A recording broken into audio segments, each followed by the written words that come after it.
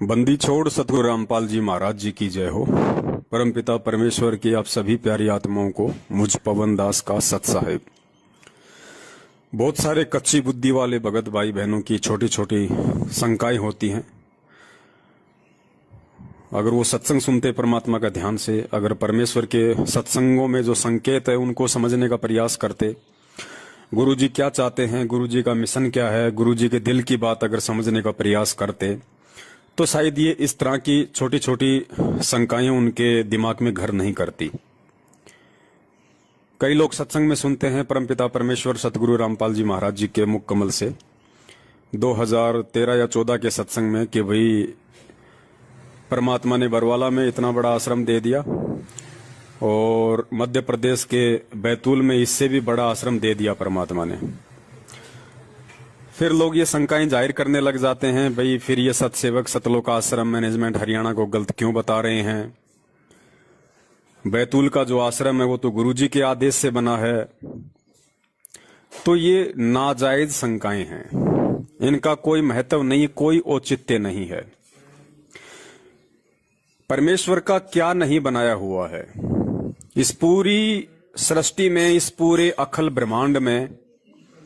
अगर कुछ भी आपको दिखाई देता है जो आपकी सोच के अंदर है, जो आपकी सोच से बाहर की वस्तु है, वो सब कुछ परमात्मा ने ही तो बनाया है। जीव ने क्या बनाया बता दीजिए। जीव ने अगर सुई भी बनाई हो तो बता दो, क्योंकि सुई अगर जीव ने बनाई है तो परमेश्वर की प्रेरणा से बनाई है और परमेश्वर के दिए हुए मटेरियल से बनाई है। जीव का इसमें क्या योगदान है। तो ये कहना कि बैतूल आश्रम गुरुदेव के आदेश से बना है और बस इसी बात के पीछे मैनेजमेंट को सही मान लेना, ये महामूर्खता है। हम जिस काल भगवान के किस ब्रह्मांड में रह रहे हैं, ये किसने बनाए भैया। ये भी तो उस परमपिता परमेश्वर ने बनाए हैं, गुरुदेव ने ही बनाए हैं। गुरुदेव के आदेश से ही तो ये ब्रह्मांड रचा गया है, 21 ब्रह्मांड। फिर इसको छोड़ के क्यों जा रहे हो। लोट लगाते रहो यहीं पे, मस्ती करते रहो, कुकर्म करते रहो, क्योंकि ये भी तो गुरु जी के आदेश से बना है। अगर वो परमात्मा इस काल भगवान को 5 तत्व और 3 गुण नहीं देता तो बताइए ये 21 ब्रह्मांड कहां से बनते। तो परमेश्वर ने दिए ना उसको, तो परमेश्वर के आदेश से बनाना 21 ब्रह्मांड है। फिर क्यों छोड़ के जा रहे हो भैया। लोट लगाते रहो यहीं पे। और ये काल भगवान किसने बनाया भैया। अक्सर पुरुष को मानसरोवर में जब वो जाके सो गया था गहरी निंद्रा में, उसको जगाने के लिए एक अंडे के अंदर जो आत्मा प्रवेश करके परमेश्वर ने मानसरोवर में छोड़ी थी, वो कौन था। यही काल भगवान था, क्षर पुरुष। तो काल भगवान को किसने बनाया। ये किसके आदेश से बना, किसके शब्द से बना। गुरु जी के शब्द से बना ना, परमात्मा के आदेश से बना ना भैया। फिर इसका साथ क्यों छोड़ रहे हो। ये जो गीता में कह रहा है वो सारी बात मानो ना इसकी। ओम नाम का जाप करो भैया,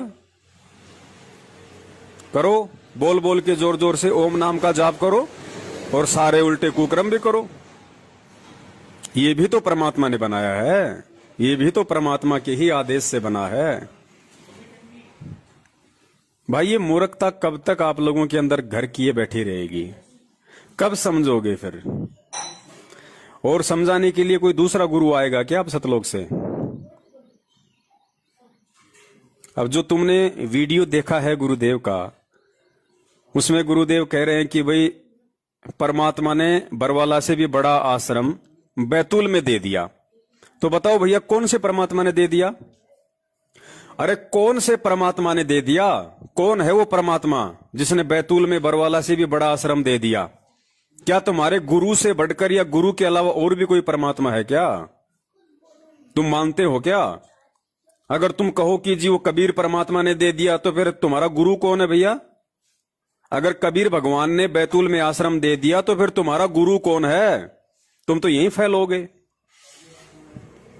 तो कुछ भी इस मुंह से अनाप शनाप निकालने से पहले थोड़ा सा इस परमेश्वर के दिए हुए तत्व ज्ञान को आधार बना लिया करो कि हम क्या बोलने जा रहे हैं और किस प्रकार काल हमें ठग रहा है।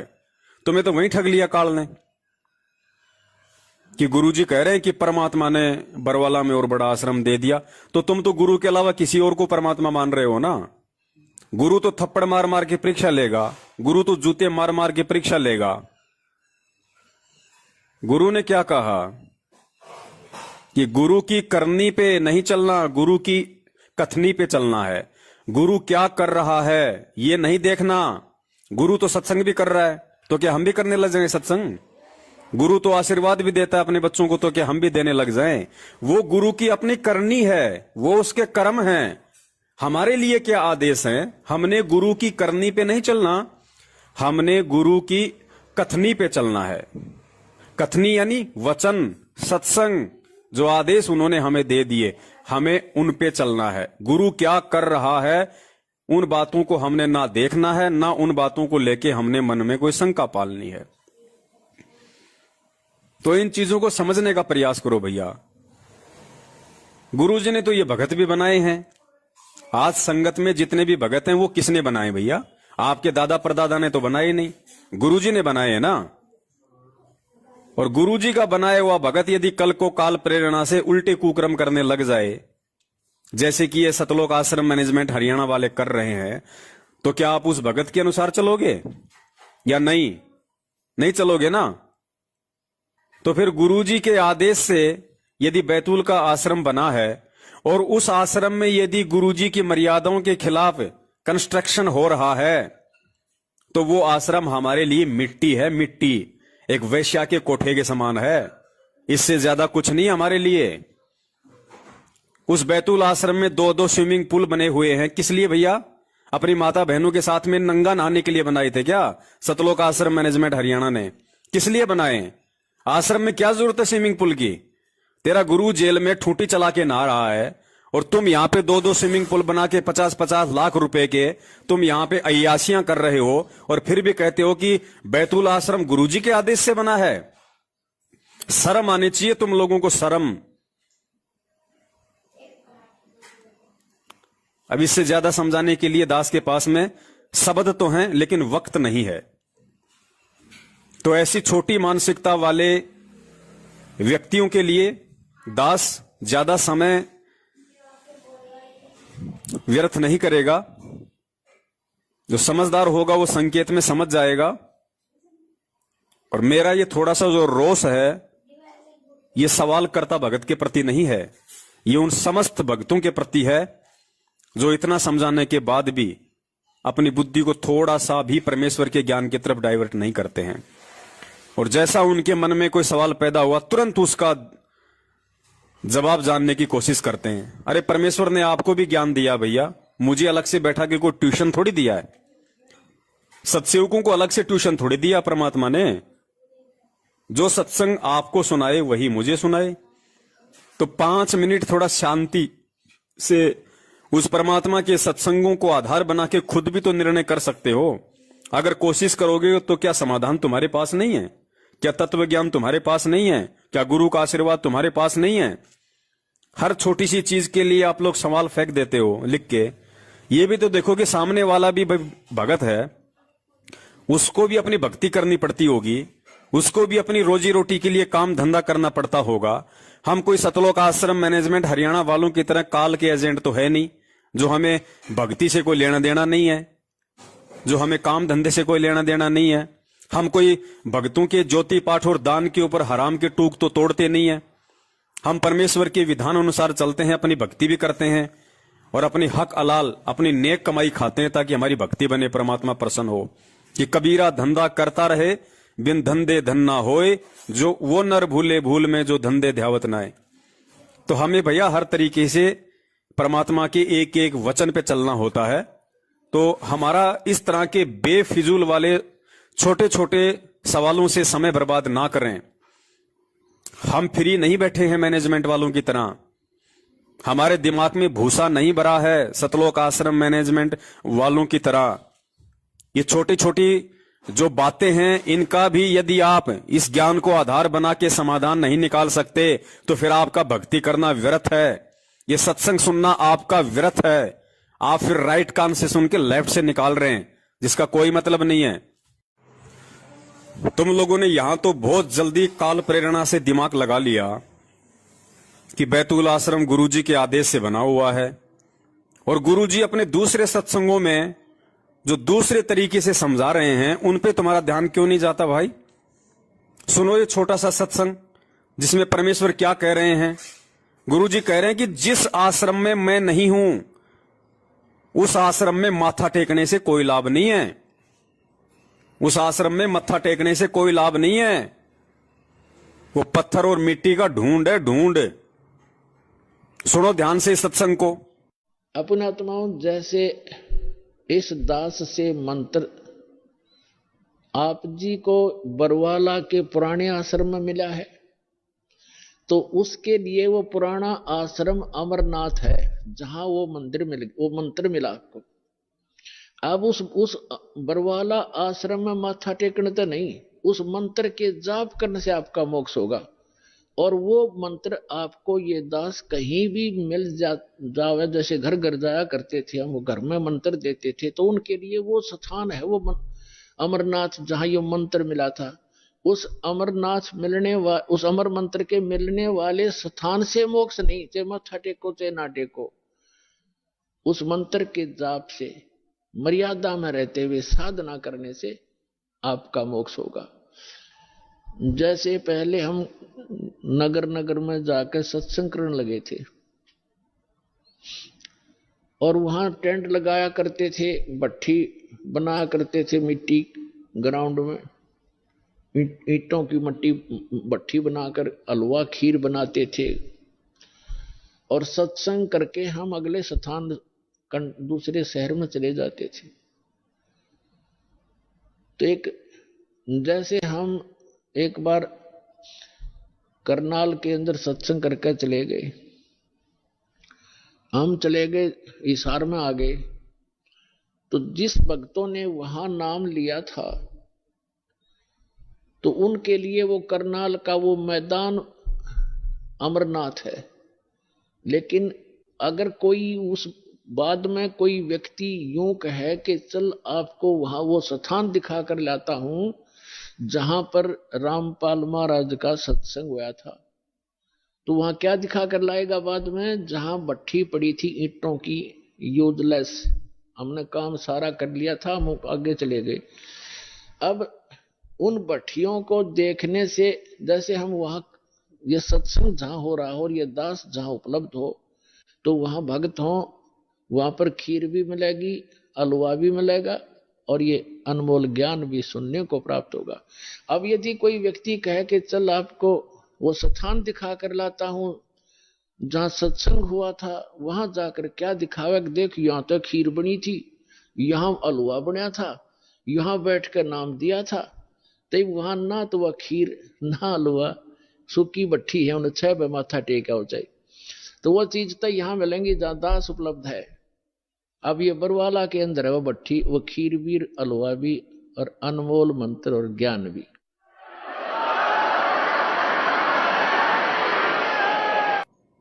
और बताओ फिर बैतूल आश्रम में गुरुजी कब गए? क्या गुरुजी ने एक बार भी बैतूल आश्रम में अपने कदम रखे क्या? अपने पैर रखे हैं क्या? और अगर गुरुजी ने बैतूल आश्रम में अपने पैर रखे हैं, अपने कदम रखे हैं, तो जिस दिन उन्होंने कदम रखे होंगे और यदि वहां पे सत्संग किया होगा तो वही दिन हमारे मतलब का है। और जो जो भगत वहां पे होंगे उस समय, जिन्होंने गुरुदेव को वहां दंडवत किया होगा, गुरुजी के सत्संग सुने होंगे 1 दिन 2 दिन या 3 दिन, तो वो 1 2 या 3 दिन ही हमारे मतलब के हैं। हमने उस समय वो लाभ ले लिया। उसके बाद जैसे ही गुरुजी उस आश्रम से कहीं दूर चले गए, वो मिट्टी का ढूंढ हो गया, मिट्टी का ढूंढ। वो फिर भगत के कोई मतलब का नहीं है। तो जरा सुनो इस सत्संग को ध्यान से, जिसमें गुरुजी कह रहे हैं कि मान लीजिए ये दास तो बैठा है बरवाला में और तुम जाके माथा टेक रहे हो करोथा आश्रम में, तो वहां माथा टेकने से कोई लाभ नहीं है। अरे करोथा और बरवाला आश्रम में तो चलो गुरुजी ने फिर भी सत्संग किए हैं। ये तेरे बैतूल के आश्रम में, तेरे दिल्ली के मुंडका में, रोहतक के सिंहपुरा में, भिवाड़ी में, जिंद में, जो दुनिया भर के फर्जी इन्होंने आश्रम खोल दिए हैं बरवाला कांड के बाद में, इन आश्रमों में सन 2014 बरवाला कांड के बाद गुरुदेव के पैर तो छोड़िए, गुरुदेव ने थूका भी नहीं है। और तुम वहां जा जाके मत्था टेक रहे हो, तो तुम गुरुजी के ज्ञान के अकॉर्डिंग चल रहे हो या गुरुजी के ज्ञान के खिलाफ चल रहे हो? क्योंकि तुम्हारा बाप तो खुद कह रहा है सत्संग में कि जिस आश्रम में मैं नहीं हूं उस आश्रम में माथा टेकने से कोई लाभ नहीं। तो सबसे बड़े महामूर्ख इस 21 ब्रह्मांड में तो तुम लोग हो। तुम्हारे जिस घर में, जिस परिवार में तुम्हारा भगवान विराजमान है, गुरुदेव विराजमान है, जहां तुमने बड़े प्रेम से उनका दरबार लगा रखा है, 3 समय की आरती करते हो, मंत्र जाप करते हो, परमेश्वर का हवन यज्ञ करते हो, और वहां से अविश्वास करके और तुम्हारी आस्था इन फर्जी नामदान केंद्रों पे और इन फर्जी आश्रमों पे टिकी हुई है कि भगवान तो वहां मिलेगा। तो नालायकों, अपने घर पे फिर क्यों ड्रामा कर रहे हो? फिर अपने घर में दिन में 3 बार क्या उन दीवारों के सामने दंडवत कर रहे हो तुम? वो ज्योति क्या फिर तुम दीवारों के सामने जला रहे हो? बैठ के आरती, सत्संग और सुमरण क्या दीवारों को सुना रहे हो? जब तुम्हें इतना ही विश्वास नहीं कि भगवान मेरे घर पे है, सत्संग सुनो। सत्संग, सत्संग के बिना ये जीवन अधूरा है, सतलोक नहीं जा पाओगे। ये बिचली पीढ़ी है। परमात्मा ने ज्ञान मार्ग इसको चुना है ज्ञान मार्ग के लिए। ये ज्ञान मार्ग है, देखा देखी मार्ग नहीं है। सुनो ये और एक सत्संग परमात्मा का स्पष्ट कह रहे हैं गुरुजी कि क्या आपके घर में भगवान नहीं हो सकता? जो लोग मंदिरों में जाके भगवान को ढूंढने की कोशिश करते हैं अपनी मूर्खता के चलते उन पत्थरों में, उस पर गुरुदेव ने कहा कि क्या तुम्हारे घर में भगवान नहीं हो सकता? अरे जो शुद्धता तुम मंदिरों में देखते हो वो शुद्धता यदि तुम अपने घर पे करो तो क्या तुम्हारे घर पे भगवान नहीं हो सकता? 100% हो सकता, लेकिन तुम्हें विश्वास नहीं। अब संत आते हैं जब तक को पूछता कोई ना, और मेरे पाछा मंडी बनाओगे उड़ा, देखियो कितना मेला भरा करेंगे, बिना बुलाया आया करेंगे उड़ा, फिर कुछ कोई ना होता, सिर्फ वह बांस से कह दंड रहेगी, वो भी सिर्फ वहीं पर घर पर, कोई लाभ नहीं से। अब ये बीमारी नहीं हटती हमारे हृदय से, ये हटाए बिना बेड़ा पार नहीं हो सकता। राम का नाम ले, क्या भगवान घर में कोई नहीं हो सकता? अगर मंदिर में भगवान आ सका है, अगर वो शुद्धता आप घर में रखो, क्या वहां कोई नहीं आवा? वो मंदिर में क्या शुद्धता होती है? बीड़ी शराब पीने वाला अंदर नहीं जाना चाहिए। एक मकान, एक कमरे में अपना मंदिर बनाओ, भगवान की मूर्ति रखो, जोत लगाओ, उसमें अशुद्ध आदमी प्रवेश ना हो, परमात्मा वहां भी आएगा। मंदिर में जाओगे इतना घरा टांग टूट ले, तो भगवान ने घर क्यों ना रखो? अगर वो मंदिर में है तो वहां भी आपके होगा। तो इन फर्जी नामदान केंद्रों पे जो तुम धक्के खाते हो कि वहां पे शांति मिलेगी, वहां पे भगवान मिलेगा, गुरुदेव मिलेगा, तुम्हें धक्का मिलेगा वहां पे, धक्का। और मिल रहा है तुम्हें। बलात्कारी बैठे वहां पे, ठग बैठे, चोर बैठे, संगत को लूटने वाले, परमात्मा के साथ विश्वासघात करने वाले गुरु गद्दार बैठे वहां पे। रुक जाओ, ज्यादा समय नहीं है। इनकी वो दुर्गतियां होंगी परमेश्वर के संविधान अनुसार, वो दुर्गतियां होंगी, पड़ोसी भी परमात्मा से नफरत करने लगेंगे। अज्ञानता में इनके कुकर्मों को ना देख के गुरुजी में दोष देखना शुरू कर देंगे, और यही काल की चाल होगी। इसी तरीके से ठगता वो, सूक्ष्म चाल यही होती है उसकी। गलती कोई करे और हर्जाना कोई भरे। जैसे साल भर पहले हिसार की तारीखों पे जाने वाले भक्तों की महाराष्ट्र का जो लातूर जिला है वहां से 2 बसें भर के गई। राजस्थान के नागौर में सुबह 3 बजे एक्सीडेंट हुई, 13 भगत मरे वहां पे ऑन द स्पॉट। 4 की तो गर्दन भी धड़ से अलग होके गिर गई। अब क्या हुआ होगा?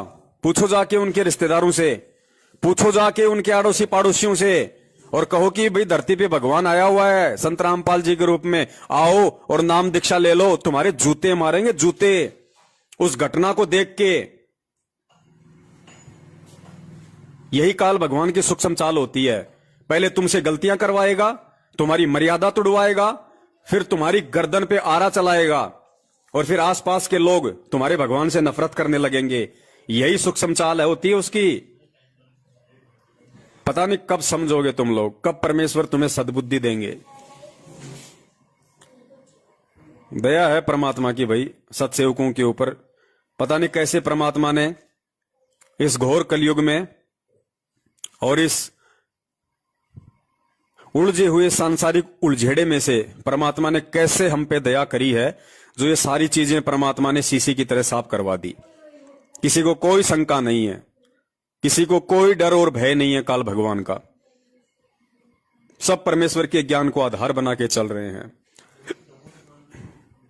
विश्वास करके, अटल दृढ़ विश्वास के साथ। और किसी को खांसी भी नहीं हो रही, खांसी भी।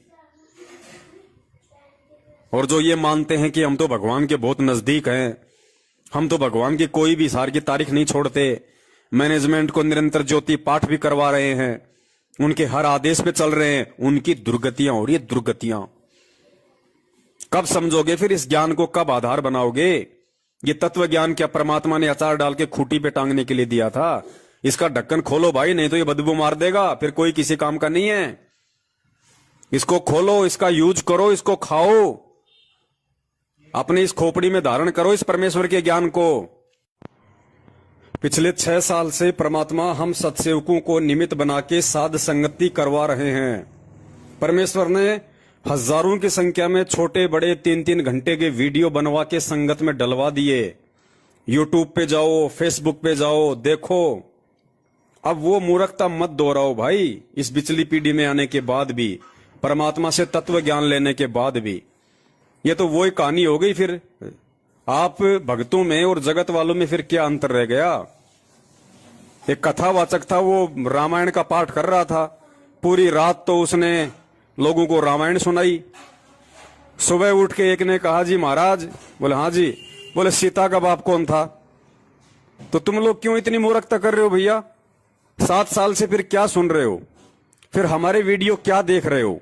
गुरु जी के सत्संग सुन के नीर खीर का निबेरा करने के लायक बनो। परमात्मा ने ये सत्संग हमें इसीलिए दिए हैं ताकि विपरीत परिस्थितियों में, जब हमारे सामने इस भक्ति मार्ग में कभी ऐसा कोई धर्म संकट उत्पन्न हो जाए, जिस समय हमें सत्य असत्य का निबेरा करने की जरूरत पड़े, सही गलत का फैसला करने की जरूरत पड़े, उस समय हम अपने परमेश्वर के इस तत्व ज्ञान को आधार बनाएं। ये ज्ञान ही उस समय हमारा मददगार होगा। हमें निर्णय करने में आसानी होगी कि क्या सही है और क्या गलत है।